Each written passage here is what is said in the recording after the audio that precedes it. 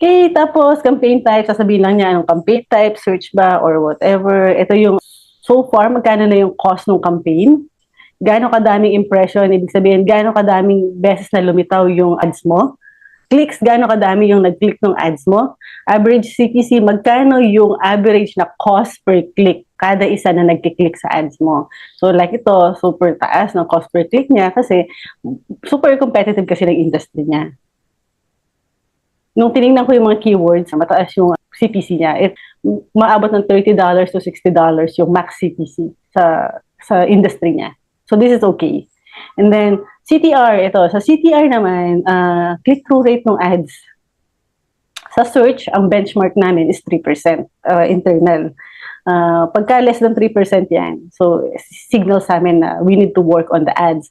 Pagka katulad nito, ibig sabihin maganda naman yung ads niya. Maganda yung ad copy. So, most likely, wala kang babaguhin sa ad copy. Tapos, so, conversions, gaano kadaming conversions? Ang conversions, ito yung action na gusto mong gawin. Ito yung sinabi mo kay Google, ito yung action na gusto kong gawin nila sa ads na to. Ito yung mini-measure ko, ito yung measurement ko for success.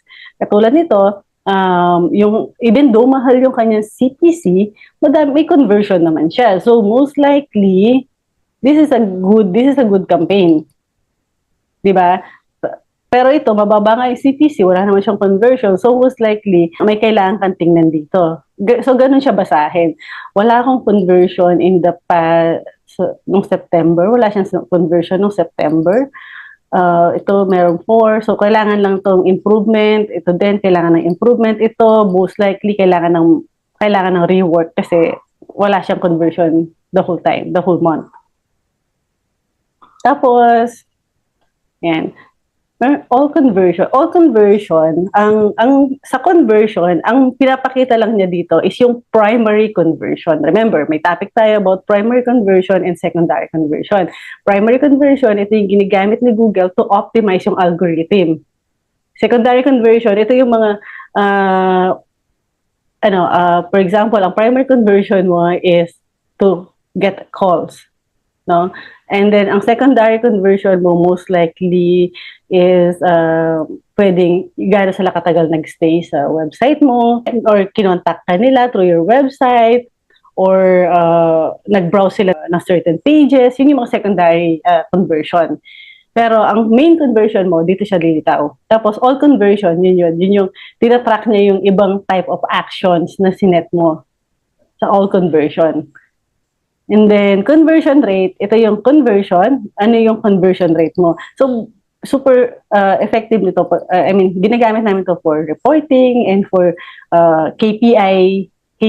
Kasi pag magpo-propose ka sa lead mo, so, ito yung, bibigyan mo siya ng KPI, di ba? So, bibigyan kita ng 3% conversion rate. So, sinabi mo sa akin, bibigyan mo siya 3% conversion rate, meron kang 10% conversion rate, well, that's really good. Di ba? Galing. So, and then, conversion value. So, ito yung isa. Di ba kung maalala ninyo, yung sa conversions, di ba, nilalagyan siya ng value. Pag mag-set up ka na, ito yung conversion value. So, for every conversion, magkano yung katumbas na value nun? So, tinatanong namin to sa client pag nag-set up kami ng conversion.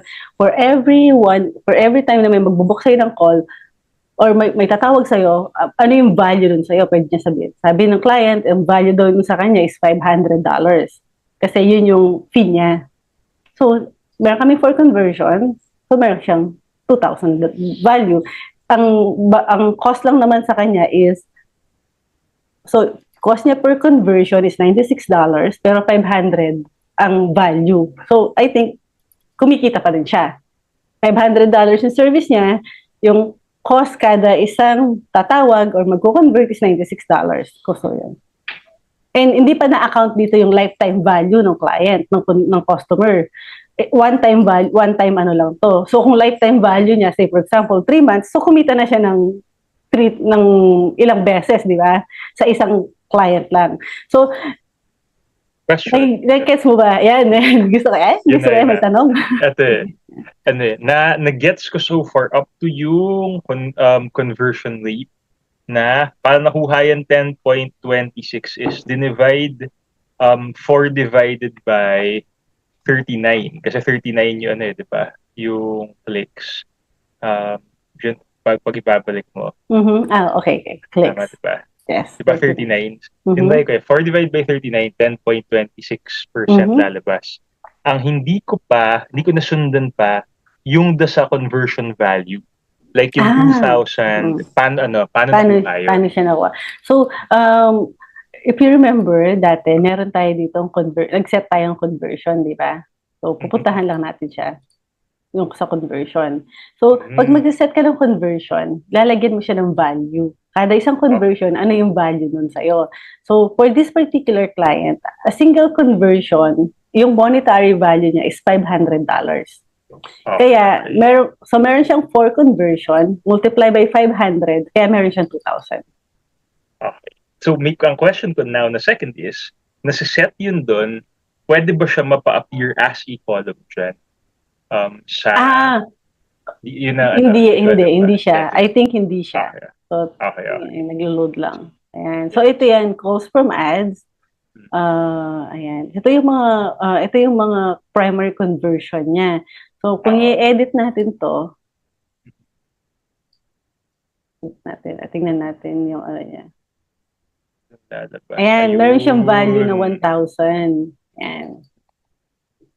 Importante to kasi, importante yung conversion value na itatanong mo to sa client, magkano yung value nun.